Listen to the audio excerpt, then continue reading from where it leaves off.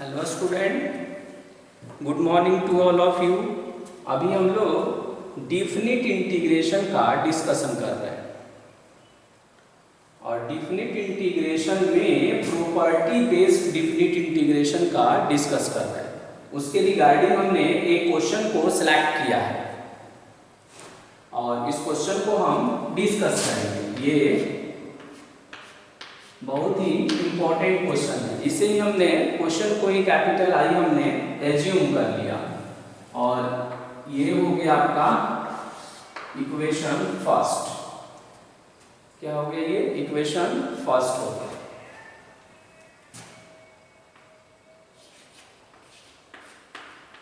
उसके बाद जो है एक प्रॉपर्टी यूज कर रहे हैं और वो प्रॉपर्टी क्या है?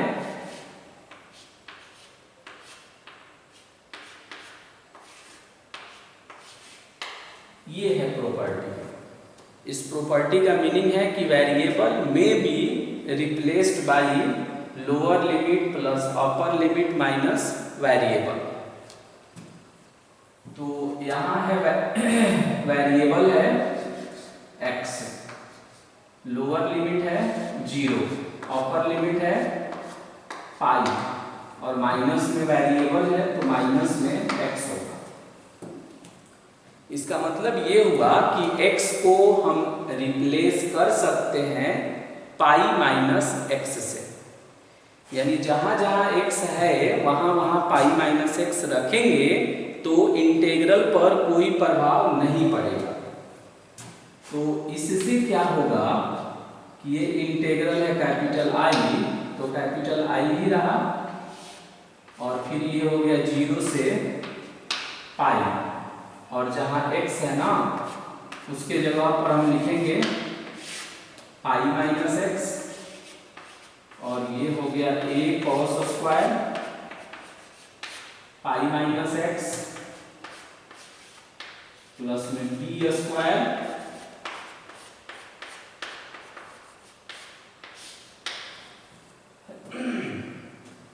ऐसे हो गए। अब क्या करेंगे कि इसे हम सिंप्लीफाई करेंगे।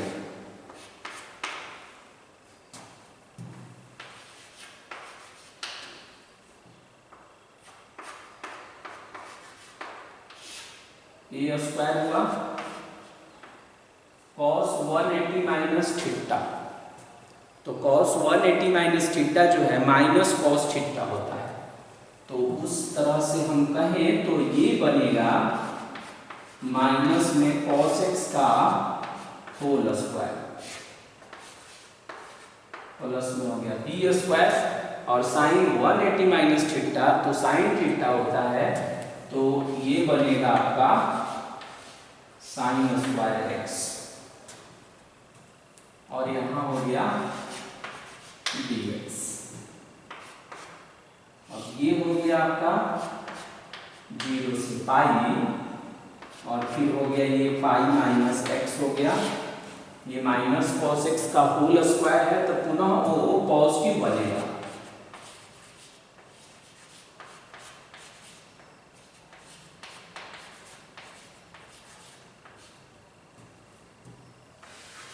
और ये dx हो गया और ये हो गया आपका इक्वेशन नंबर 2। वो इक्वेशन नंबर 1 हुआ और ये हो गया आपका इक्वेशन नंबर 2। अब क्या करेंगे ना कि दोनों को हम ऐड करेंगे। क्या करेंगे? दोनों को ऐड करेंगे। तो यहां लिखेंगे हम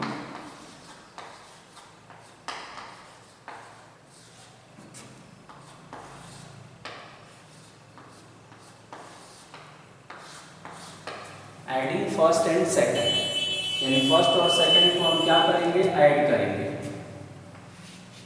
तो ऐड करेंगे तो कितना हो जाएगा? 2i हो जाएगा और ये हो गया आपका 0 से पाई और यहां है x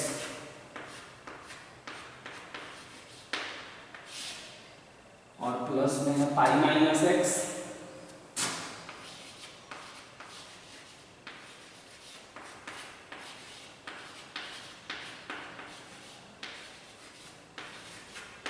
और और ये हो गया dx, x x cut cancel हो जाएगा और पाई कांस्टेंट है तो पाई को आउटसाइड में करेंगे तो 0 से पाई हो गया और dx है और अपॉन में a square cos square x plus में b square sin square x, ऐसा हो जाएगा ये। अब देखेंगे ना कि ऐसा करने से क्या होगा कि ये जो अलजेब्राइक फंक्शन था ना ये डिलीट हो गया, अलजेब्राइक फंक्शन क्या हुआ, डिलीट हो गया। तो एक्चुअल में देखेंगे ना कि इस तरह का जितने सारे क्वेश्चन को हमने डिस्कस किया है उसमें आप फाइनली ये ऑब्जर्व करेंगे कि जब हम दोनों को ऐड करते हैं ना तो उसके बाद जो रिजल्ट ऑब्टेन होता है उस रिजल्ट को ध्यान से देखने के बाद आपको मालूम चलेगा कि वो एक फैमिली का है। जैसे देखिए अगर मेन क्वेश्चन को देखा जाए तो x क्या है, अलजेब्राइक फंक्शन है, cos स्क्वायर x क्या है, ट्रिग्नोमेट्रिक है, sin स्क्वायर x क्या है, वो भी ट्रिग्नोमेट्रिक है, वो भी क्या है, ट्रिग्नोमेट्रिक है। तो ये अलजेब्राइक हुआ, ये ट्रिग्नोमेट्रिक हुआ और ये भी क्या हुआ, ट्रिग्नोमेट्रिक हुआ। लेकिन यहाँ जब हम आए तो देखिए ये ट्रिग्नोमेट्रिक है और ये भी ट्रिग्नोमेट्रिक है, ये भी क्या है, ट्रिग्नोमेट्रिक है। इसका मतलब ये हुआ कि अब ये एक फैमिली में आ गया है। अब इसमें हम क्या करेंगे कि दूसरे प्रॉपर्टी को भी इंपोज करेंगे, सेकंड प्रॉपर्टी को भी इस पर हम क्या करेंगे, इंपोज करेंगे। और वो प्रॉपर्टी क्या है, तो dx को हटाने के बाद आपका फंक्शन क्या हुआ, fx is equal to 1 upon और a square cos square x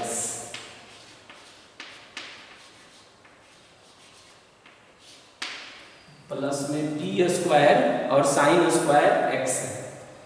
अब हम क्या करेंगे कि जहां जहां x है वहां क्या करेंगे, पाई माइनस x रख रहे हैं, मतलब कि अपर लिमिट माइनस वेरिएबल। तो ऐसा करने से आपको ऐसा सिचुएशन आएगा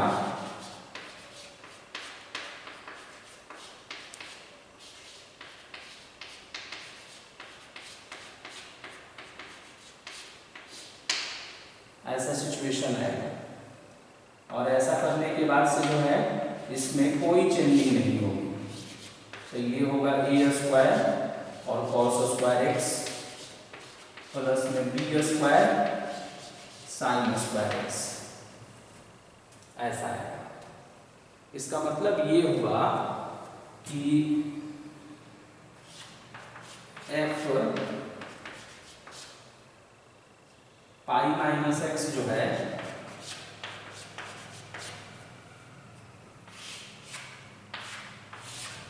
किसके इक्वल हो गया, fx के इक्वल हो गया।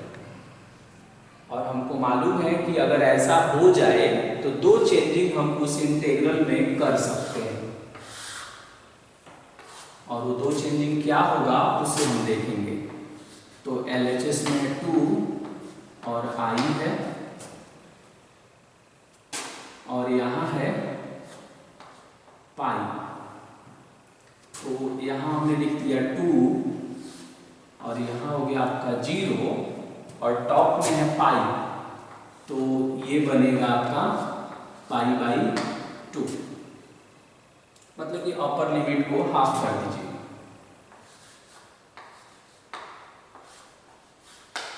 तो ये हो गया dx upon a square cos square x और प्लस में b square sin square x आप लिख लेंगे।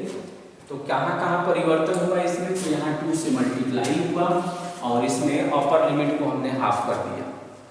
अब ये एक इम्पोर्टेंट बात है कि कैसे मुझे मालूम चलेगा कि ऐसा करना है, तो फिल अभी होगा, जस्ट अभी आपको फिल होगा। पहले आप क्या करिए इसमें कि डिवाइड कर दीजिए, ये 2 से ये 2 को कैंसिल कर दीजिए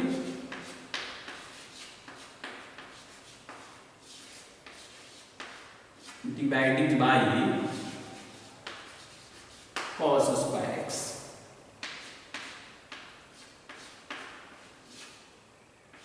तो ये हो जाएगा आपका 0 से π/2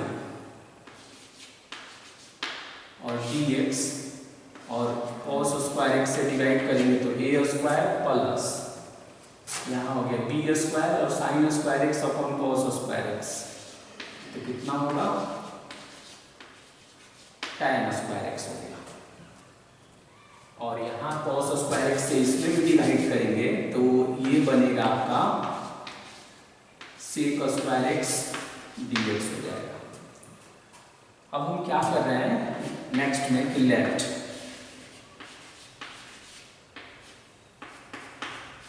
tan x को हमने z एज्यूम किया, तो बताइए क्या सिचुएशन आएगा। डायरेक्ट हम ऐसे लिख सकते हैं कि sec स्क्वायर एक्स dx का जो वैल्यू है वो किसके इक्वल होगा, dz के इक्वल होगा। अब होगा कि अगर x का वैल्यू 0 है तो z का वैल्यू हो जाएगा tan 0 और tan 0 का वैल्यू हो जाएगा 0। और अगर x का वैल्यू है π/2 then z will be tan π/2 and tan π/2 क्या होता है, इन्फिनिटी होता है। अब सोचिए कि अगर हम इसे हाफ नहीं किए रहते तो ये पाई होता, क्या होता वो पाई रहता।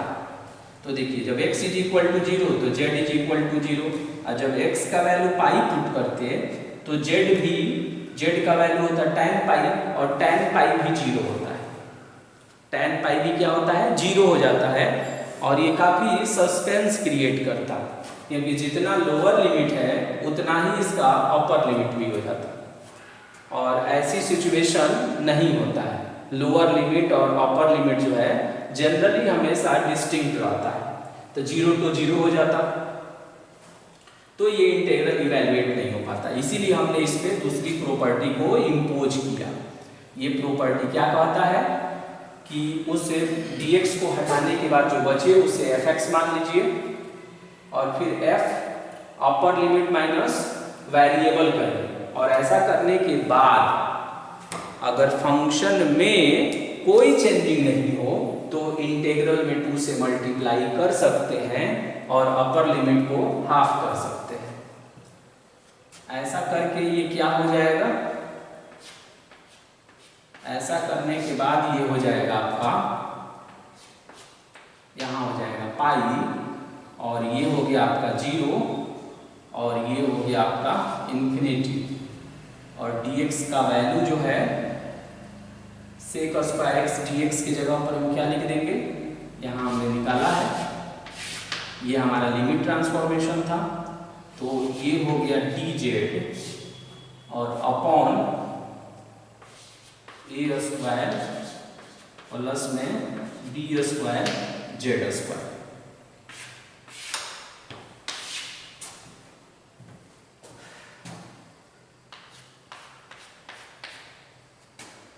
तो ये हो गया आपका पाई, और फिर होगा 0 से इन्फिनिटी, ये हो गया dz और अपॉन a स्क्वायर और प्लस में dz का होल स्क्वायर, ऐसे लिख सकते हैं। अब बताइए इसका इंटीग्रल फॉर्मूला, तो 1 अपॉन a tan इनवर्स